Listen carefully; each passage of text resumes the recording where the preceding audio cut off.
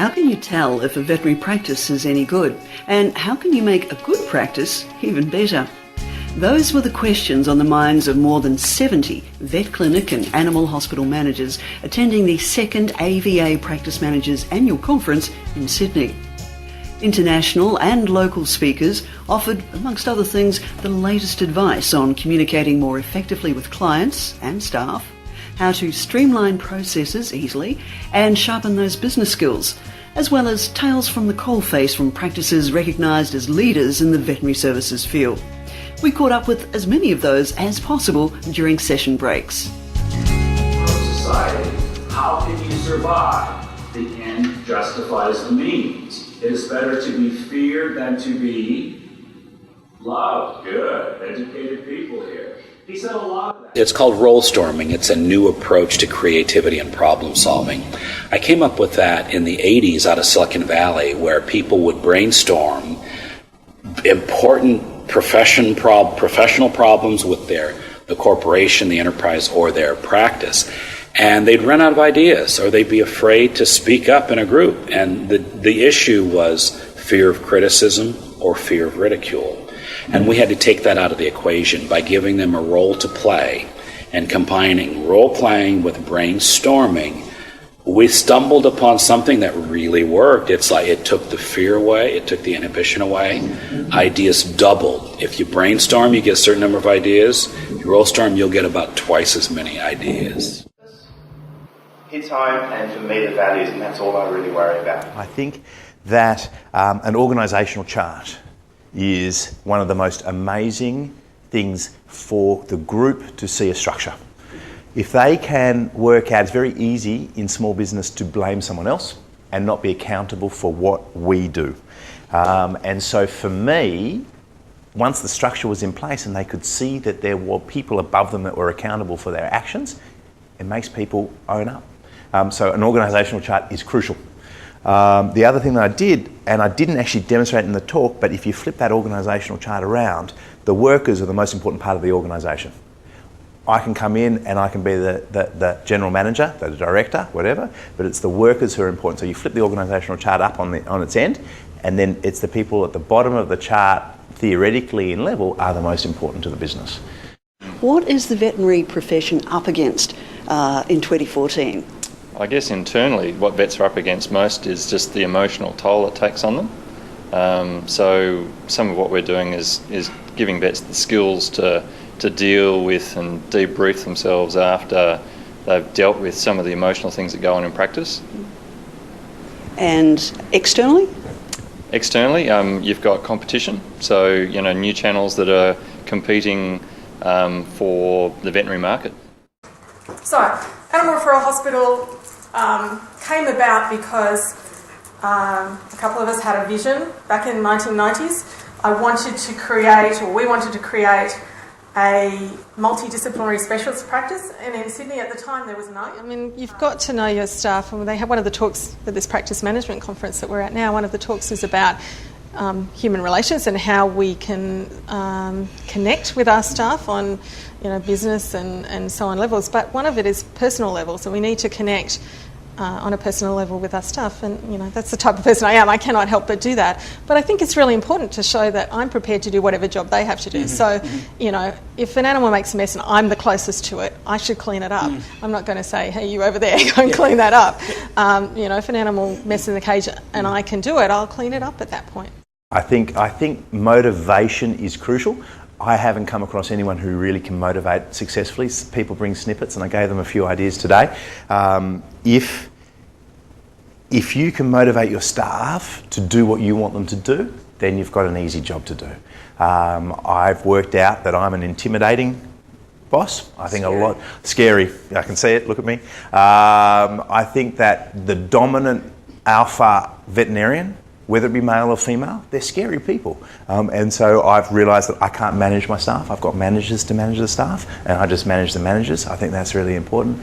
That's helped motivate them because they've given that feedback. I've reacted to the feedback, and now I have a better structure in place.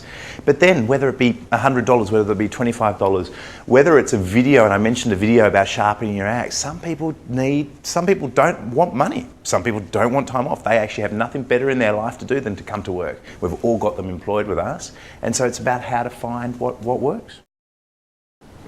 So when you come to somewhere like Australia and work with a group of veterinarians, how do you find they compare to, I guess, other people that you've worked with? Oh, it's a fun, joyous kind of a exploration. I mean, here are people who are working with animals. I mean, they love animals. They went through a rigorous process to be trained and qualified and board certified. These are wonderful people that care. And sometimes they care so much that it lets important things slide.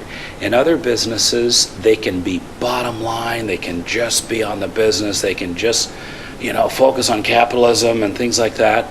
And it in a bank account kind of way, it goes in their favor.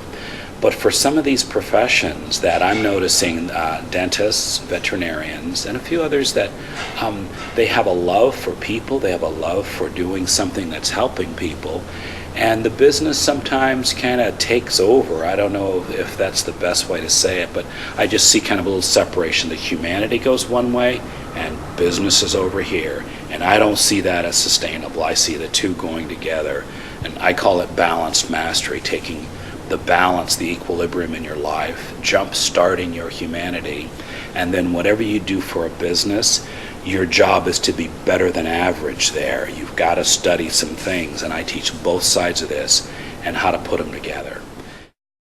Are there any new ways that vets are able to manage, I guess, their businesses as well as doing what they love, which is veterinary science? I guess probably the key is to delegate. So delegate some of that financial responsibility to people who are actually really trained to deal with that. And then they can keep an eye on the bottom line and make sure that you can keep your door open. And the vets can then spend their time looking after the animals, which is what they want to do, and that's what they got into the profession to do. You are one of several specialist hospitals around the country, but are vets aware of the kind of work you really, really do?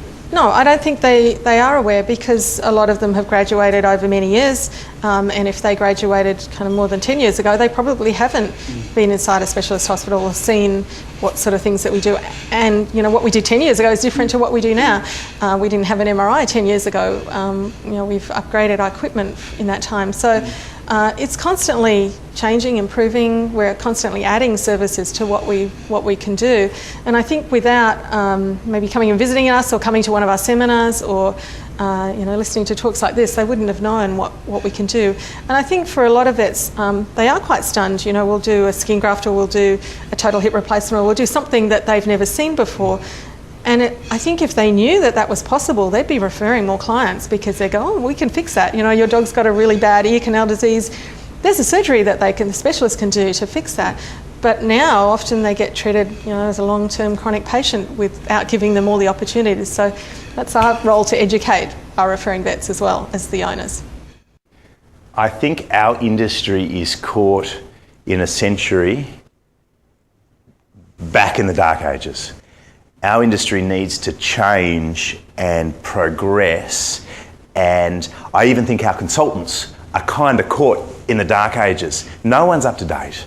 And the guys that come over to this country from North America have a better idea, but they need to pull their finger out. Like, things need to change. I've opened up a veterinary practice in the middle of a saturated market, and I built it in 7 years to a 4-vet veterinary practice, which means sort of 4 full-time equivalents. There's the possibility, if you do it right, if you look after your clients and you provide a service. Unfortunately, we're no different to the coffee shop. We're no different to the guy who's trying to sell clothes down. We have a service. We need to do that. If you do that properly and you train your staff and you would appreciate your staff and give them the resources to do that, you'll be successful. It's simple, yet we just need to wake up. We need to progress.